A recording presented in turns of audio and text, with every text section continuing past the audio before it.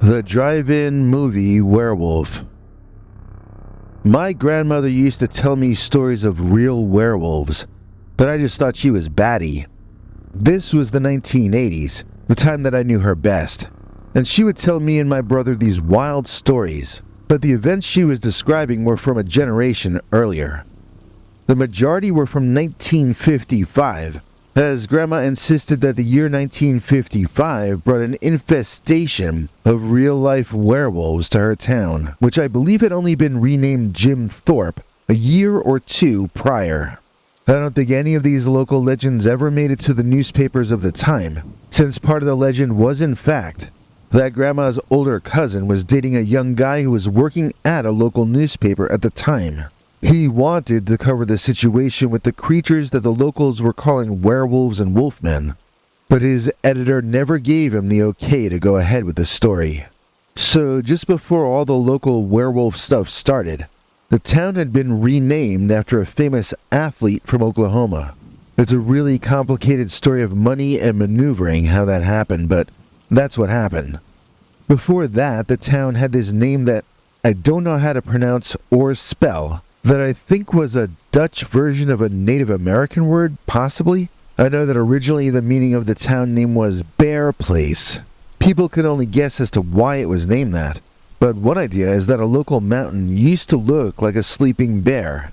It no longer does, after centuries of mining though, so we really don't know if it ever looked like a sleeping bear. The name sounds more to me like this was a place where bears were thought to live. That sounds like an easier explanation to me. And one of the ways my grandma used to describe the Dogmen or wolfmen from the infestation year of 1955 was that she would call them fast bears. She said normal bears stand up bipedally and they've got little short legs underneath them. When the fast bears would stand up though, Grandma said you could see how long their legs were, and you couldn't believe how fast they could move on those two legs.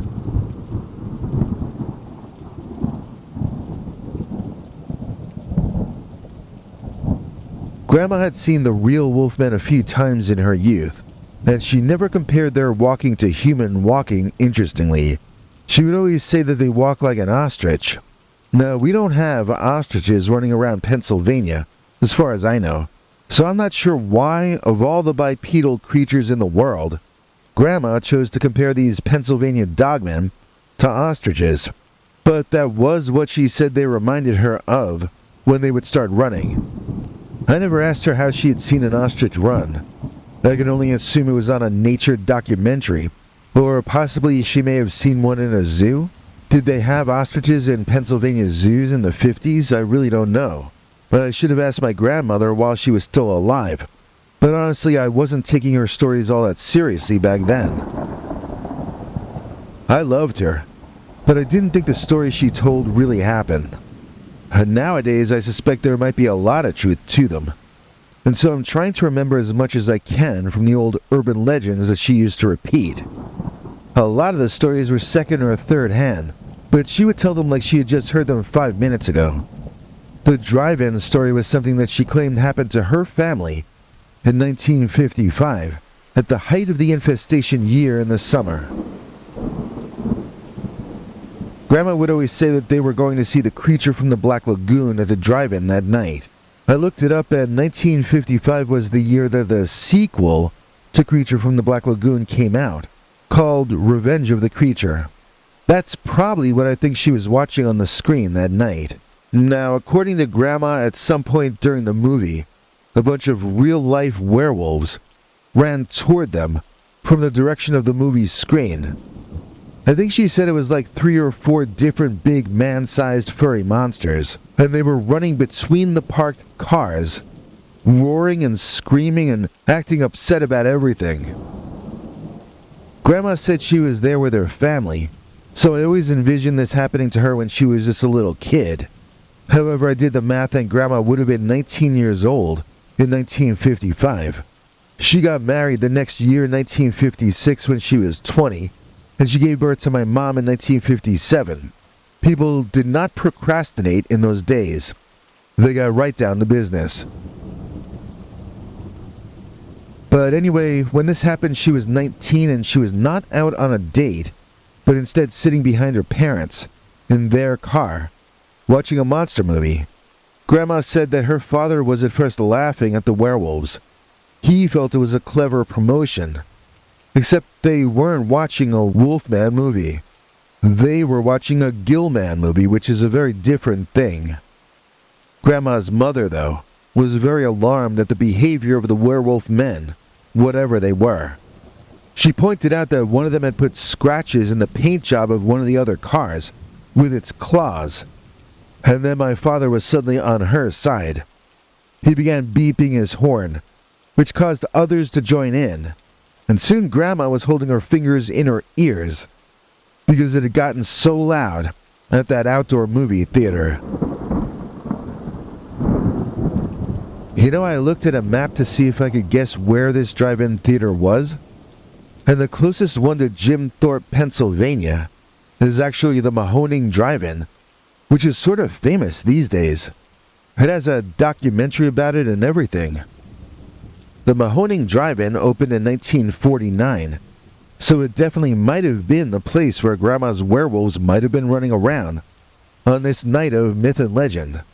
Again, I'm kicking myself for not taking notes about all this when Grandma was still with us. If it was the Mahoning, that place was always located in a bunch of farmland with nothing around for miles. I believe it's been turned into a solar power farm or something more recently. I read that. I haven't seen that with my own eyes, so I might be wrong. I mean, I heard the drive-in theater was saved, but that the area around it was going to be filled up with solar power collection devices or something. I can't imagine the Dogman would like that.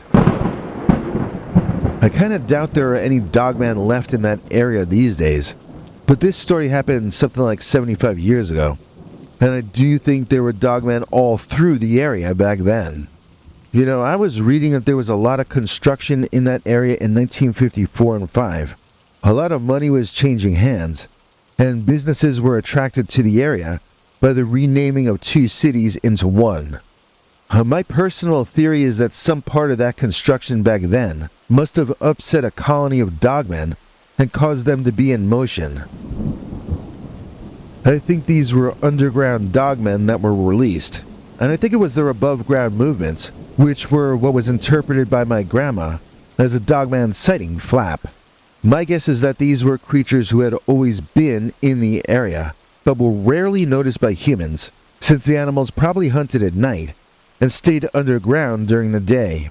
I'm thinking that some construction probably involved dynamite, and it destroyed what had once been an underground base for the creatures.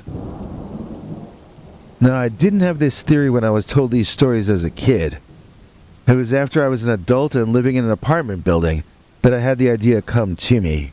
See, I never had to deal with more than one cockroach every month or two when I first moved into that building. But when an old man 2 floors down passed away, and his apartment got gutted and renovated, suddenly I would wake up each morning to a floor covered in swarming insects of all sizes and shapes and even colors.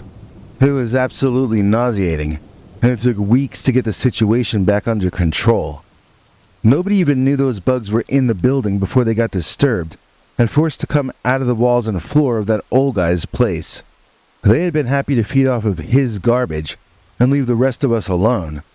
But when his apartment got renovated, those nasty bugs fled in every direction for weeks afterward. That's basically my werewolf theory in a nutshell. Someone gutted some location in order to put some new building or a set of buildings in, and the creatures who had been using that desolate location as their base of operations were suddenly sent scattering in all directions at once.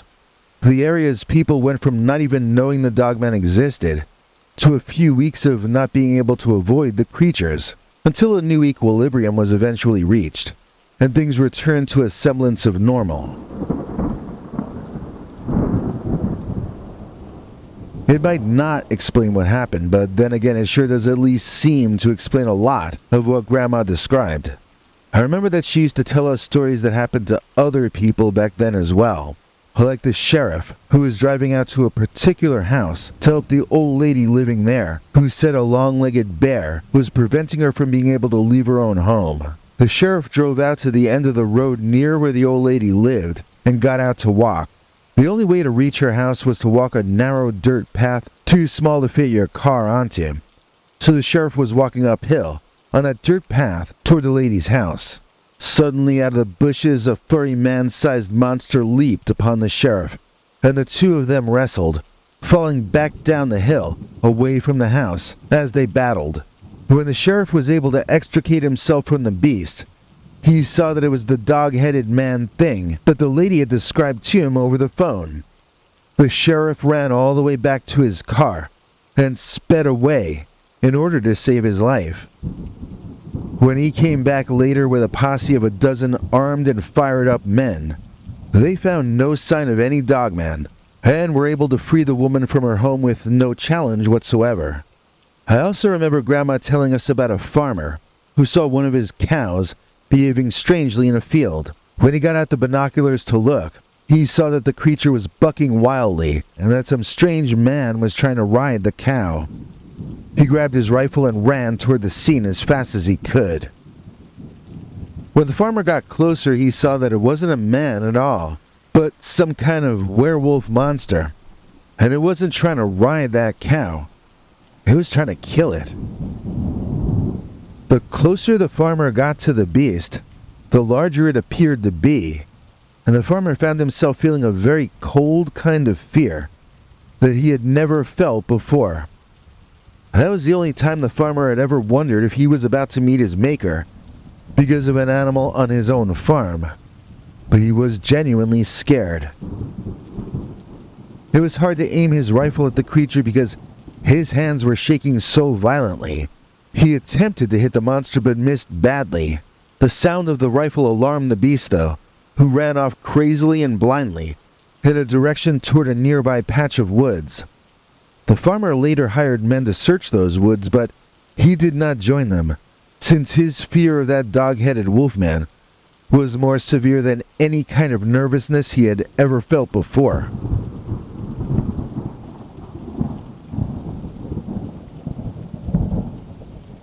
Grandma told me that one of the seniors in her high school back then actually got injured by one of the werewolves. The story was that he was camping with some of his friends when their camp was invaded during the night by one of the werewolves. According to Grandma, the wolf did not appear to be hunting so much as he was screaming and throwing a tantrum. She said the story was that it had its tail bushed out like a squirrel, so you know it was extremely agitated for some reason that we may never fully understand. Maybe they all should have stayed zipped up in their tent and tried to wait out the dogman and his tantrum, but instead the friends all got out of their tents, and that wolfman was fast enough to pick them all off, one by one, as they ran around in different directions. He'd push one camper into another. He'd trip them. He'd throw them off balance into each other. The students were all panicking and screaming, but it was just sport to that werewolf. Anybody that tried to get away was caught and corralled, redirected to wherever it amused the dogman to send them. He was making a joke out of the situation, but those boys ended up running out of there with some very unfunny injuries. I mean, nobody's supposed to have died or anything, but a few of them wound up in the hospital, including that senior a few years younger than my grandma that she was friends with. According to the story, there was no real reason for the dogman to have done all that to them. It seemed he just didn't like them being there, but was that a reason to hurt people? Grandma said that was the story that scared her most about the dogman. All animals can potentially get violent, either if they are scared or cornered, or if they're hungry enough. But in that story, we see the dogman picking on younger people, teenagers, not quite adults yet, and he woke them up to bother them when they were sleeping. It's not like they were hunting him or stealing anything from him. They were asleep. They weren't bothering anyone, but the dogman singled them out to screw them up. Even if it was an issue of them being on his turf, they were already asleep. And they were in tents, not building a permanent settlement.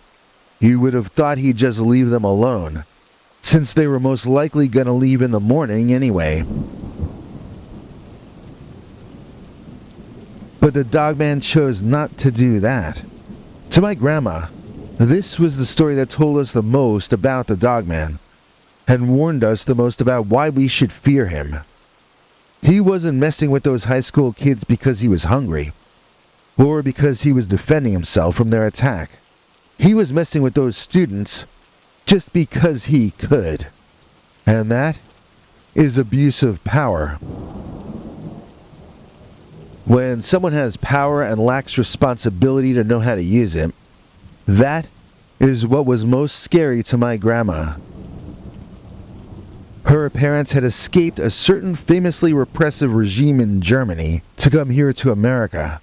And so she had seen what naked power in the hands of a lunatic looks like. The Dogman, in her opinion, were the madmen of nature. They might perhaps have been the most powerful beasts in the American woods, but they abused that power. They used it for bad reasons, to make the world a worse place.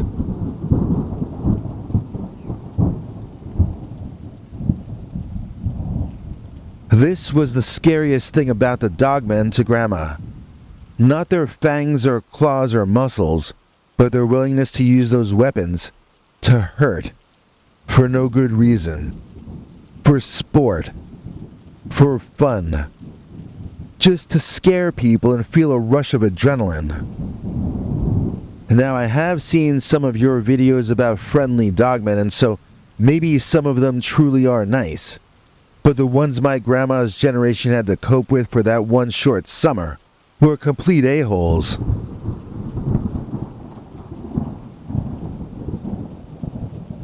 I've never met my grandma's husband, as my grandfather passed on before I was born, but she told me about the time he got messed with by one of the wolfmen.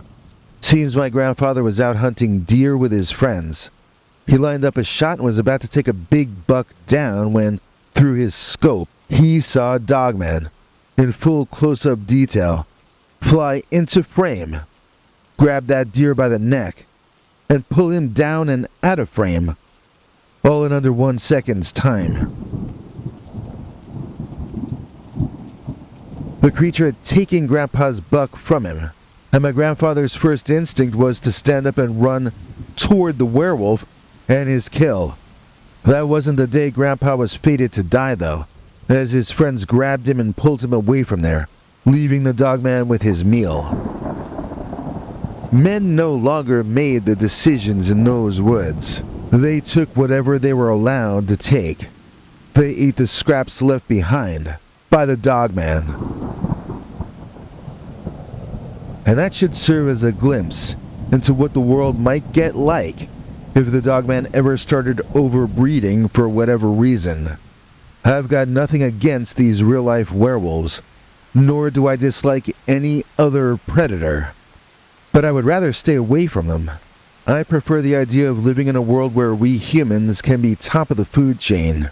The thought of going to a drive-in theater and having real werewolves swarm out of cornfields and all around my car is absolutely nightmarish to me. And to think that it happened right here in Pennsylvania in the last century.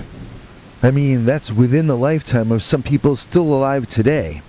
It means the Dogman might still have hidden pockets of highly concentrated population. It means that it's not impossible that we might someday be once again visited by the Drive-In Movie Werewolf.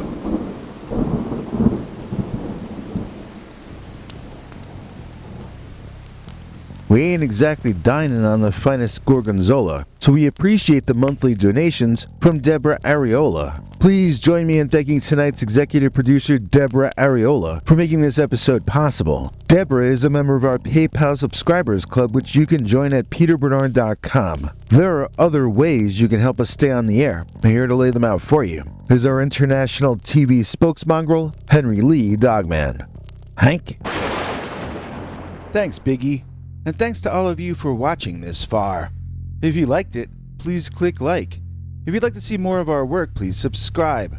And also click that bell icon if you'd like to be notified when we put out a new episode. To become an executive producer, you can donate to us through the thanks button under each of our videos or through our paypal.me/PeterBernard209 page. To receive cool perks like secret uncensored Dogman episodes far too wild to ever run on this channel, you can become a YouTube channel member by clicking the join button, or join our PayPal subscribers club at peterbernard.com. Joining either at the $3 a month level or above gets you access to our over 25 hours of secret uncensored Dogman stories available nowhere else. Do you have a scary story about Dogman or some other kind of high strangeness that happened to you? Let us know by emailing us at scarystoriesnyc@gmail.com or by leaving us a voicemail message at 804-LA-SCARY. You may need to call back on that one. It cuts off after, I think, 3 minutes. And if you don't want to do any of that stuff, thank you for simply watching to the end. Good night, and have a scary tomorrow.